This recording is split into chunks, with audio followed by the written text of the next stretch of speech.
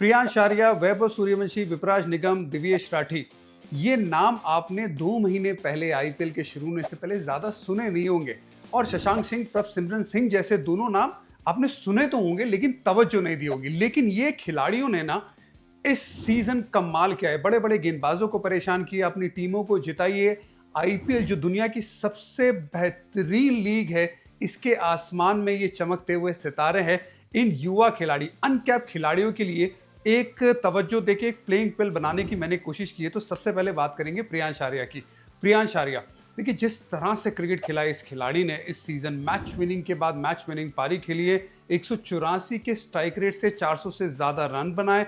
और जिस तरह से ये खिलाड़ी खेला है कंफर्टेबल तरीके से, बड़े बड़े गेंदबाजों को, मुंबई के सामने भी जो अर्धशतकीय पारी थी वो काबिल तारीफ थी। लीग के इंपॉर्टेंट स्टेज पे जहां पे नंबर 1 पहुंचना था पंजाब को, प्रियांश आर्या ने करके दिखाया। और सबसे बड़ा आई कैचिंग परफॉर्मेंस था सीएसके के सामने जो आया, शतक लगाया था। वहां पे भी ना 5 विकेट कुछ ही रन पे गिर गई थी पंजाब की, लेकिन इस लड़के ने ना बिल्कुल भी अनक्लटर्ड होके बल्लेबाजी की थी, परेशान हुआ नहीं था। और फ्लेमिंग ने ये बात प्रेस कॉन्फ्रेंस में की भी थी कि प्रियांश आर्या की बात, ये अनफेज होने वाली बात मुझे बड़ी पसंद आई जब ये शतक लगाया था।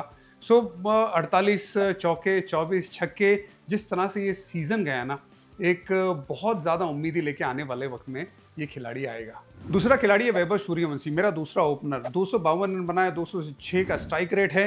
अब जो भी खिलाड़ी इस सीजन खेले जिन्होंने 250 से ज्यादा रन बनाए, इससे ज्यादा स्ट्राइक रेट किसी का नहीं है। वैभव सूर्यवंशी का है, 14 साल का ये खिलाड़ी है, शतक जड़ा, सबकी नजरें इसके ऊपर आई। पूरी दुनिया में T20 क्रिकेट में ऐसी बैटिंग इतनी कम उम्र में किसी ने नहीं की है। यंगेस्ट T20 100 बनाने वाला खिलाड़ी बन चुका है। और इस सीजन भी ना हर तीसरे बॉल पे चौका या छक्का लगाता है, वैसा खिलाड़ी। अब लोग इसकी उम्र के बारे में बात करते हैं, क्या ये 14 साल का ही है? भाई अगर ये 16 साल का भी है ना, 20 साल की उम्र के खिलाड़ी भी ना इतनी दूर दूर छक्के नहीं लगाते। उतना टैलेंटेड ये खिलाड़ी है। इंडिया खेलेगा ही जरूर, ये मेरी प्लेइंग 12 का जबरदस्त ओपनर होगा, ये मेरा मानना है। आई कैचिंग तो वो 100 था, जिसमें मेरे भाई का रिकॉर्ड तोड़ा, 35 बॉल में शतक जड़ दिया था। और उसमें भी ना 94 रन सिर्फ चौकों और छक्कों में आए थे भाई। तो ओवरऑल इसकी जो एबिलिटी है वो सबसे बड़ी एबिलिटी है बड़े शॉट्स लगाने की। लेकिन आई कैचिंग 100 से भी ज्यादा पता है क्या था? सबसे पहली गेंद पे आप आईपीएल पे आते हो, शार्दुल ठाकुर जो टेस्ट क्रिकेट खेला है, इंडिया को रिप्रेजेंट किया है, अच्छा प्रदर्शन किया है, उसके सामने आप डरते नहीं और पहली गेंद पे आप छक्का लगा देते। भाई बड़ी बात है, बहुत बड़ी बात है, जिगरे वाली बात है। ये वैभव सूर्यवंशी ने करके दिखाया है इस सीजन। इंडिया खेलेगा, आगे बढ़ेगा, wish him all the luck. मेरा नंबर 2 ये खिलाड़ी रहेगा। अब नंबर 3 पे आएगा प्रभसिमरन सिंह। देखिए प्रभसिमरन सिंह ना 7 सीजन आईपीएल की खेल चुका है, लेकिन ये सबसे बढ़िया सीजन रहा है। पहली बार 400 का आंकड़ा पार किया है, कंसिस्टेंट रन बना रहा है। सिर्फ मुंबई के सामने आखिरी लीग मैच में स्ट्रगल किया है, लेकिन स्ट्राइक रेट भी बहुत बढ़िया है। और साथ ही में ना पावर प्ले के बाद भी बैटिंग कर रहा है। अब जब ये ओपनर जो अभी तक ना पावर प्ले के बाद ज़्यादा बैटिंग करता नहीं था, जल्दी आउट हो जाता था, कुछ कैमियोज खेलता था, लेकिन इस सीजन टर्न अराउंड हुआ है क्योंकि वैभव सूर्यवंशी ऊपर है और प्रियांश आर्या मुझे ओपनर चाहिए। तो ये नंबर 3 पे मैं इन्हें पुश कर रहा हूँ। विकेट कीपर भी है मेरा ये।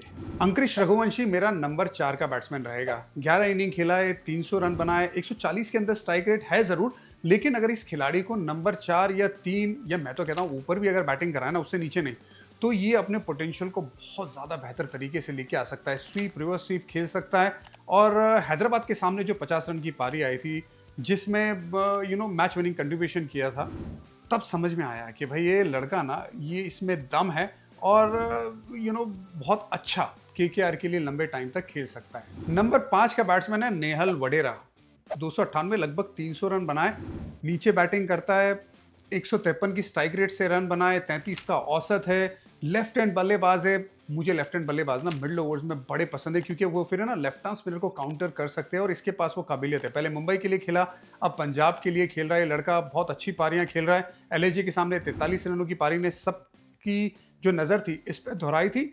और उसके बाद जब 70 रन की पारी आई ना राजस्थान रॉयल्स के सामने, तो भाई सबका कॉन्फिडेंस बढ़ गया कि पंजाब का मिडिल ऑर्डर इस बल्लेबाज ने स्ट्रॉन्ग कर दिया है। श्रेयस अय्यर के साथ भी पारियां खेली है, साझेदारियां खेली है, जिससे मुझे लगा कि ये लड़का ना आगे जाके बहुत बड़े बड़े काम पंजाब के लिए कर सकता है। तो ये मेरे नंबर 5 का बैट्समैन। शशांक सिंह मेरा नंबर 6 का बैट्समैन। 11 इनिंग खेला है, लगभग 300 रन बनाए, 150 के आसपास का स्ट्राइक रेट है, 11 इनिंग में से 6 बार तो नाबाद आया। श्रेयस अय्यर के सामने वो एक पारी याद आती है, गुजरात के सामने 100 के करीब थे, वहाँ पे आखिरी ओवर में चौके-छक्के लगाए और गेम को एकदम इतना दूर ले गए गुजरात से कि आखिर में वो बहुत बड़ा डिफरेंस था। उसके बाद भी ना लगातार अच्छी पारी खेलते गए। अगली इनिंग में भी एक अच्छी पारी खेले थे, कंसिस्टेंसी दिखाई है। जिस तरह से पंजाब ने उन पे फेथ दिखाया था, उसको रीपे किया है रिटेन करने का।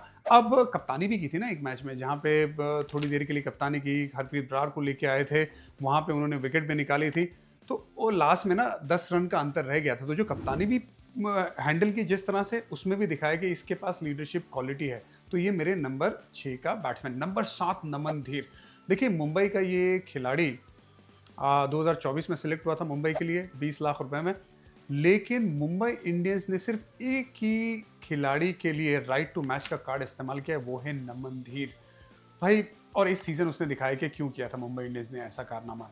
दिल्ली के सामने जो पारी खेली थी 24 रनों की, उसमें ना बहुत ज़्यादा कॉन्फिडेंस सभी को दिलाया होगा कि इस लड़के के पास ना वो पावर हिटिंग जो एबिलिटी है वो कमाल की है। देखिए लास्ट मैच से पहले 180 से ज़्यादा रन कर दिए थे, 182 का स्ट्राइक रेट था। कंसिस्टेंटली वो छोटे छोटे कैमियो 20-25 रन लगातार बना रहे, और फास्ट बॉलिंग की जो हिटिंग एबिलिटी है इसके पास, मुझे लगता है कि जो इंटरनेशनल खिलाड़ी है ना मुंबई इंडियंस के पास, उस लेवल की है। तो उस लिहाज से इस खिलाड़ी का नंबर 7 पे क्रूशियल पोजीशन पे बैटिंग करना बहुत जरूरी है। विपराज निगम नंबर 8 पे ये खिलाड़ी, देखिए 11 विकेटें निकाली है, इकोनॉमी 9 के करीब है, पहला सीजन अपना खेल रहा है और बैटिंग करते हुए 8 इनिंग में 142 रन भी बनाए, लेकिन स्ट्राइक रेट 180 का है। 2 बहुमूल्य पारी खेले, एक तो एलएसजी का मुकाबला जो याद आता है, जहां पे लगभग 39 रन की पारी खेली थी, स्ट्राइक रेट उधर कमाल का था। आशुतोष शर्मा के साथ मिलकर वो साझेदारी ऐसे वक्त पे आई थी जहां पे दिल्ली लगभग मैच हार चुकी थी, वो पहला ही मुकाबला था और इंपैक्ट डाला था, लेकिन गेंदबाजी में चौथी गेंद पे माकरम को आउट किया था और सबका ध्यान उनके ऊपर खींचा था। रोहित शर्मा, विराट कोहली जैसे बड़े खिलाड़ी को भी आउट किया है और ऐसा पोटेंशियल है कि इसको सही से तराशा गया तो दिल्ली के लिए लंबे वक्त तक खेल सकता है। तो नंबर 8 का ये खिलाड़ी। फिर दिग्वेश राठी। दिग्वेश राठी भाई, मुझे जब तक वो बैन नहीं हुए थे तब तक उन्होंने 14 विकेट इस लीग में निकाल लिए थे और रेगुलर मुश्किल वक्त पे आके गेंदबाजी की है। देखिए एक होता है ना कि आप पहले सीजन में आते हो, आप थोड़े इतना बड़ा माहौल देखे ना परेशान हो जाते हो, ये अनफेज लगता है। इससे इसके अंदर ना एक अलग सा फियरलेसनेस आता है कि भाई मुझे ना कोई फर्क नहीं पड़ता, डर नहीं है किसी के सामने भी, किसी के सामने भी सिग्नेचर कर देता है, फाइन भी होता है, लेकिन एक अलग स्किल लेके आता है। सबसे बड़ी बात मुझे ये लगी कि जो रीमॉडल करके आया ना अपनी एक्शन को, उसके बाद यहाँ तक पहुंचा, ये बड़ी बात है। वो एक्शन को रेगुलर चेक इन उसे करना पड़ेगा, लेकिन ऐसा हो सकता है आने वाले वक्त में कि अगर एक्शन खराब हो तो इसके परफॉर्मेंस पे असर आ सकता है, तो उसे रेगुलर चेक इन उस पर करना पड़ेगा। लेकिन एक ऐसा खिलाड़ी आया जिसने मुंबई के सामने भी, जो बड़े बड़े महारथी खिलाड़ी है वहां पे, मैन ऑफ द मैच लिया है और ओवरऑल बहुत बढ़िया प्रदर्शन कंसिस्टेंटली किया है। रवि बिश्नोई को पीछे कर दिया है परफॉर्मेंस के मामले में, जो उनका रिटेन खिलाड़ी था। सो एज ए अनकैप खिलाड़ी जब आते हो और नंबर 1 स्पिनर बन जाते हो अपनी टीम के लिए, तो काबिले तारीफ है। तो वो नंबर 9वां खिलाड़ी। नंबर 10 पे अंशुल कंबोज। अंशुल कंबोज देखिए 8 मैच में 8 विकेट निकाली है। सिर्फ 2 ही इनिंग ऐसी थी जहां पे उन्होंने विकेट नहीं निकाली, वरना रेगुलर गेंदबाजी करके विकेट निकाली है। स्विंग कराते, सीधी सीम पोजीशन रहती है और फ्लेमिंग बहुत इंप्रेस हुए हैं, एज ए कोच बहुत इंप्रेस हुए हैं सीएसके के। यार इस लड़के के पास वो दम है जहाँ पे वो रेगुलर नई गेंद से मिडिल ओवर्स में और आखिर में गेंदबाजी कर सकता है। ये ऑल फेस का ये खिलाड़ी है। अब सीधी सीम में ना उसे बहुत जिप मिलती है, जिसमें बैट्समैन ना सोचता है कि यार इसकी गेंद तो 135 आती है, लेकिन वो थोड़ी ज़्यादा स्पीड बल्ले पे नज़र आती है। इंग्लैंड में भी ना अगर खुदा ना खास्ता किसी फास्ट बॉलर को इंजरी हुई तो मुझे लगता है कि इसका टेस्ट क्रिकेट खेलने का भी वो स्क्वाड में आने का चांस बन सकता है। तो ये मेरा 10 नंबर का ये खिलाड़ी।